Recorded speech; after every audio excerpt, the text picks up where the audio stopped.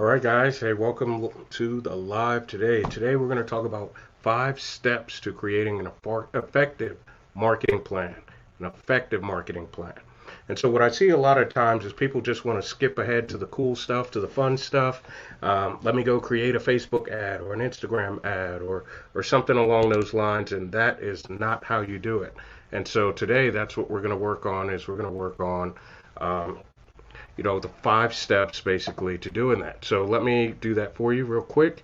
Step one, we're going to conduct a situation analysis, aka a SWOT analysis, your strengths, weaknesses, opportunities, and threats. We're also going to talk about defining your target audience, aka your buyer personas. You don't talk to everybody the same way. You've got to speak to them in their language. We're also going to talk about writing out SMART goals. SMART goals are very important, making sure that you're realistic and you're very focused on exactly what it is you want to accomplish. Next, you want to analyze your marketing tactics. What are you going to do? Are you going to do email campaigns, social media? Are you going to do some lives? Or are you going to do a combination of that? It's always important to be clear on exactly how you're going to approach this marketing campaign. Next, we're going to talk about analyzing your marketing tactics. And last, we're going to talk about creating your budget. And so I know a lot of times as a marketing professional, a guy who's been running a digital marketing agency for 11 years, usually when people tell me they haven't identified their budget, I'm pretty wary that they probably haven't done the previous steps as well. So what we're going to do is we're going to jump right in. This is an interactive situation here, so if you guys want to jump right in, ask some questions, feel free to do so. That's what it's here for. All right, so first we're going to talk about conducting a situational analysis. And that situational analysis is very important because not only do you need to know the strengths, the weaknesses, opportunities, the threats that are available in your organization, but you also need to do a competitive analysis. What are your competitors doing? What are they doing that's working with the prospects that you're chasing? What are they doing that's not working, right? And so when you do that research on the front end, you save yourself a lot of money, number one, right? And then you also are going to save yourself a lot of headache of putting together a campaign for an offer that no one even wants, right? And so that can be a real problem. And so you want to make sure that your offer sets you apart. I see a lot of people that go out and they're like, oh, well, that looks like that ad campaign is going really well. Let me just duplicate that. Well, you really don't know, and you really can't measure by likes, shares, and comments whether or not someone is actually making sales from their campaign. So by doing a SWOT analysis and acknowledging your strengths, staying away from your weaknesses, thoroughly investigating your opportunities, and looking at threats like competitors who have bigger budgets that could just bury you. It's really important that you look at those types of things when you're doing your marketing plan. Next, we want to talk about defining your target audience. And this is another kind of soft spot that I see in marketing campaigns today is that, you can't really speak to everyone in the same language. Hey guys, I've got the greatest deal ever and everybody should buy it. Sure, in a dream world, that would be great. We would want everybody to take advantage of our offer. However, the problem is that you can't possibly make an offer that's good for everyone. Not everybody's going to be a good fit for what you're doing, depending on if you have services or products, right? You really have to be clear about what the problem is. What is that? How do you solve that problem? And then also how you address different buyer personas. Now, what I want to do is I want to give you an example of different buyer personas. So at High Velocity Global, in our digital agency, we have different buyer personas, right? We have established businesses. We have established Ethan. We have website Wesley. We have agency Alex. And it's funny, but I name all of these people because as we're creating products, as we're creating offers, as we're doing promotions in the business and we're marketing, we want to make sure that the offer makes sense. So for example, website Wesley. What is website Wesley looking for? What is he not looking for? What kind of budget does website Wesley have? And so we always make comparisons to our buyer persona and we say, hey, is this something that website Wesley can afford, or is it something more along the lines of that's a good fit for Agency Alex? And so by knowing these buyer personas, by knowing your target audience, you can then tailor your offer and your marketing campaign to those personas. So now you're not speaking to everyone, you're speaking solely to someone who has specific problems that you can solve. And so these buyer personas are really important. It's platforms like Facebook, LinkedIn, anywhere you could pretty much advertise that makes this really easy.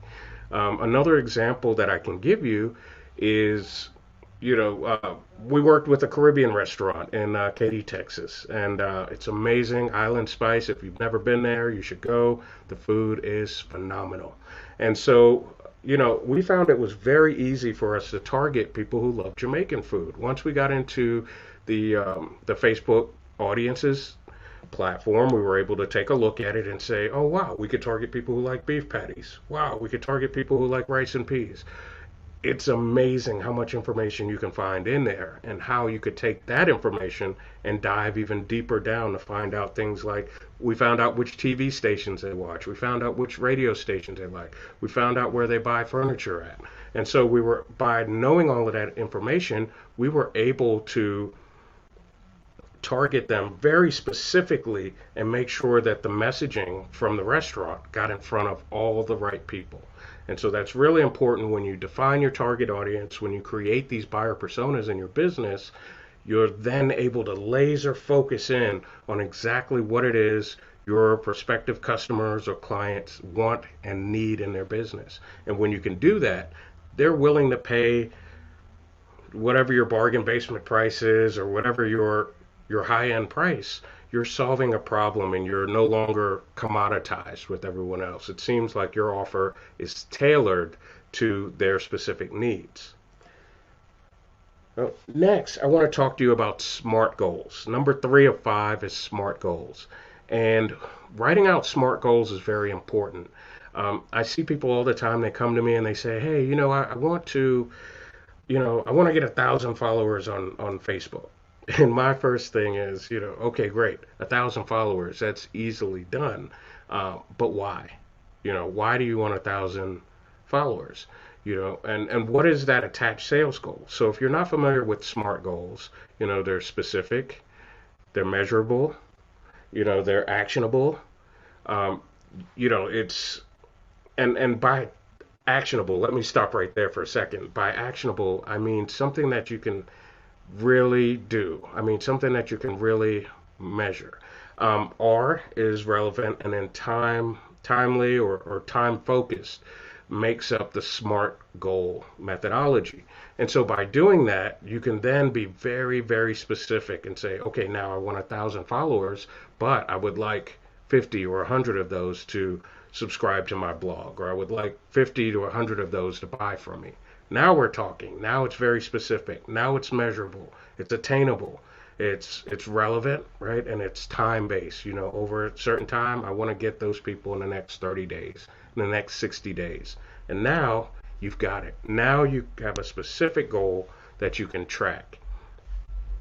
Now, depending on how this works, right, you're going to then have to attach this to tactics, right? So you've set the goal, but what are you going to use to get these people? And this is the next step, obviously, right? So you want to analyze your marketing tactics. Are you going to be using social media? Are you going to be using Facebook, Instagram? Are you going to be using YouTube? Are you going to do email marketing? Are you doing a direct mail campaign? Are you calling, right? And so it could be any of those things. It could be a combination of those things.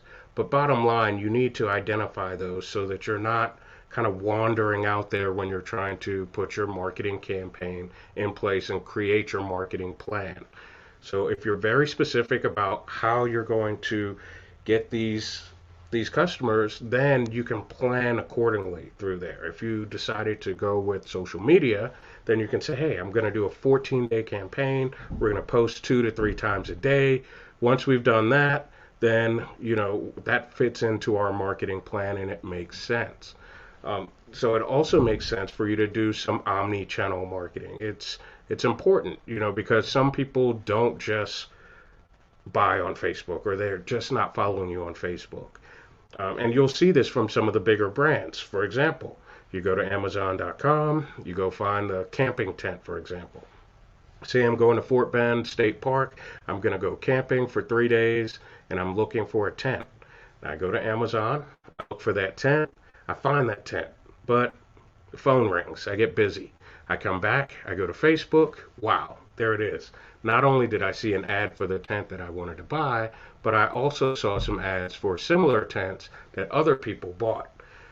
So I'll also see this on YouTube. I'll also, I'll see a commercial there, or I'll see a little ad I can click that will take me to that same tent I was shopping for before. So I say all of that to say is that consider omni-channel marketing, or marketing through multiple channels when you are marketing online and when you're putting your marketing plan together. Lastly, you want to create your budget. And so if you've done your due diligence with the previous 4 steps, then your next step is going to be to, your next step is actually going to be making sure that you have an appropriate budget. So you've already established, hey, I'm going to do this on Facebook, I'm going to do this on YouTube, and I'm going to need X amount of budget for both platforms over 14 days. And by following this methodology to creating an effective marketing plan, it's these 5 steps that you absolutely must have in place if you want to be successful. It's not about skipping steps and trying to just go and create the ad and hope for the best. I can tell you, when you just throw your money up in the air like that, it's going to be gone just as quick. So you should be very, very careful. You should plan ahead and follow these 5 steps to creating an effective marketing plan.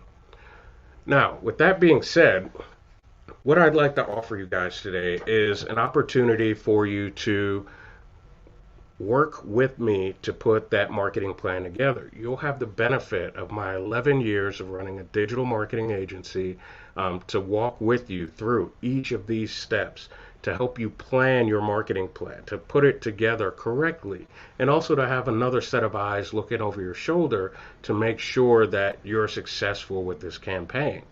So if you're ready to put together an effective marketing plan, I suggest you go to the website there at the bottom of the screen, or you could give us a call at that number right there, and I'll be happy to help you go through each of these 5 steps. I'll share with you a lot of my tools that I have, my Excel spreadsheets, my Word documents and Google Docs that you can just kind of fill in and make sure that you have an effective marketing plan that is actually going to work for you, and it will drive traffic, it will drive sales, and will help your business thrive.